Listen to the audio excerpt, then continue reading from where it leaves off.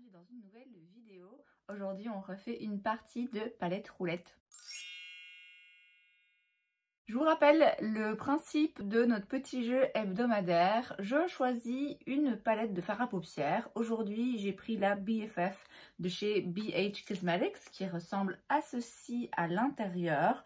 J'ai inscrit le nom de toutes les teintes sur des petits papiers que j'ai mis là dans une petite boîte. Je vais en tirer 5 au sort et les 5 teintes que je tire au sort, je dois les utiliser pour créer un look qui soit un minimum cohérent et joli. BH, c'est une marque qui fait des palettes avec des fards que j'aime beaucoup. C'est très pigmenté, donc va falloir y aller doucement parce que j'ai déjà fait le reste de mon teint. Cette palette a vraiment le potentiel de partir un petit peu dans tous les sens. Clairement, je peux tirer des teintes qui n'ont rien à voir ensemble. Après, il y a aussi pas mal de neutres. Donc, en fonction de ma chance ou malchance, il se peut que je termine finalement avec un look tout à fait neutre, banal. Donc, écoutez, on va bien voir ce que le sort nous réserve. Je prends donc un premier petit papier. Et c'est la teinte Salvadoreña. Ouais, c'est pas ma préférée, c'est le bleu juste là. Je suis pas fan des bleus de base. Après bon, si j'en tire qu'un, ça va encore. Je tire un deuxième papier et c'est la teinte Mexicana qui est ce rouge juste ici. Donc voilà, clairement ça va pas aller vers un look neutre. Ensuite, je tire un troisième papier, c'est la teinte Scorpio qui est cette couleur brune brique orangée. De nouveau, un truc assez foncé.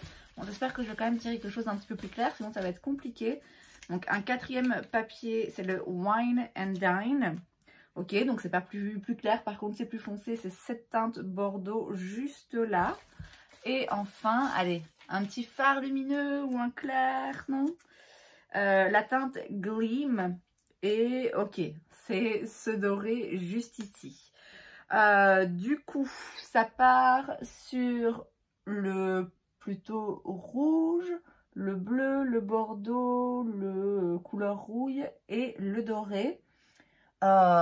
Écoutez, on va faire avec. J'aurais aimé avoir une petite teinte de transition parce que les 4 fards sont dans des intensités un petit peu similaires. Donc, écoutez, on va voir ce que ça donne. Je me réserve le droit de...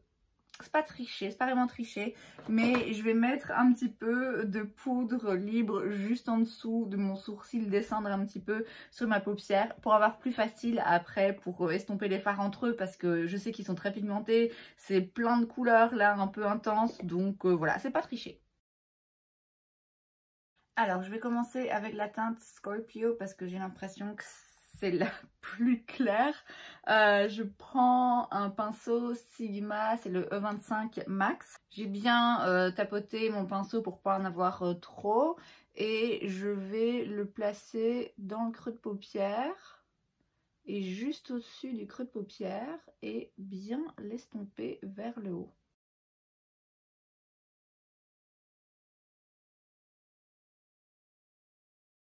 Je vais garder le même pinceau et je vais aller vers la teinte Wine and Dine, qui est un espèce de bordeaux prune. Pareil, dans un premier temps, je tapote bien mon pinceau pour m'assurer qu'il n'y en ait pas de trop. Je vais y aller vraiment doucement. Et donc là, je viens ici dans le creux de paupière, vers le coin externe. Et je remonte aussi un petit peu. Et ensuite, je me mets en coin interne, puisque je vais faire un effet un petit peu halo. Ici, je remonte pas trop. Hein. C'est uniquement une fois que j'arrive vers le milieu que je viens rejoindre le pli paupière. Je reste dans le même fard et là, je vais juste y aller de façon un petit peu plus intense, juste là. Vers le coin externe, vraiment juste sur le coin externe de la paupière mobile.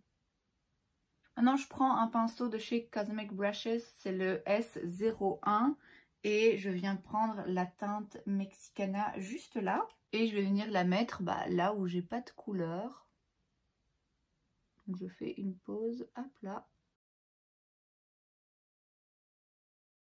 Je vais prendre la teinte Gleam, je la prélève au doigt pour avoir vraiment le plus d'intensité. C'est un très joli doré. Et je vais venir la mettre par-dessus le rouge. D'abord doucement pour voir un peu ce que ça donne. Et là sur le centre, vraiment juste au ras des cils, je la mets de façon un petit peu plus intense. Je vais reprendre le pinceau estompeur des débuts.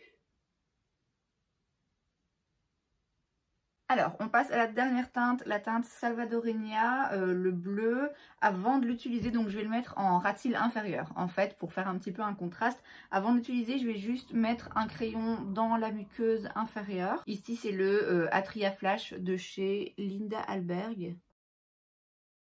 Et maintenant, avec un petit pinceau comme ça de chez Sephora, je prends donc la teinte Salvadoreña, le bleu, et je vais venir le mettre au ras de cils inférieur. Je retourne vers la teinte Gleam, donc le doré, cette fois-ci avec un pinceau Zoeva, c'est un 230, un tout petit comme ça. Et je vais aller en mettre un petit peu en coin interne. Il n'est pas hyper clair, mais bon, ma foi, ça va illuminer. Et puis j'en le rejoins un tout petit peu là avec le bleu. Donc pour le fard à paupières, on est bon. Maintenant, je vais mettre du crayon noir en muqueuse supérieure. Je recourbe mes cils.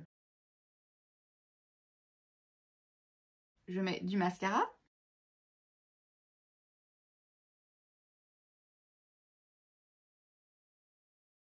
Et voilà donc le résultat. On n'est donc clairement pas sur un look neutre. Ça représente pas forcément non plus la palette puisqu'on est resté dans des tons vraiment assez rouges. Et puis le petit bleu là. Bon, finalement l'effet halo se marque pas tellement parce que la différence d'intensité entre ces deux fards est pas suffisante. Je trouve que je m'en sors bien. Finalement, bon après les trois couleurs qui se trouvent sur la paupière mobile, sur le dessus de l'œil, bon c'est quand même des couleurs qui vont bien ensemble, c'est juste que c'était des intensités très proches et donc du coup j'ai dû les appliquer de façon différente pour garantir un minimum de différence justement entre chaque intensité et chaque couleur. Et voilà, bah, forcément le bleu vu il clashait un peu avec les autres, bah, j'ai préféré le mettre en ras de cils inférieur. Et c'est donc tout pour cette vidéo, j'espère que ça vous a plu. Si c'est le cas, n'hésitez pas à laisser un like. Vous pouvez aussi vous abonner à ma chaîne parce que c'est gratuit, donc pourquoi pas. Et moi, je vous vois la prochaine fois. Bye!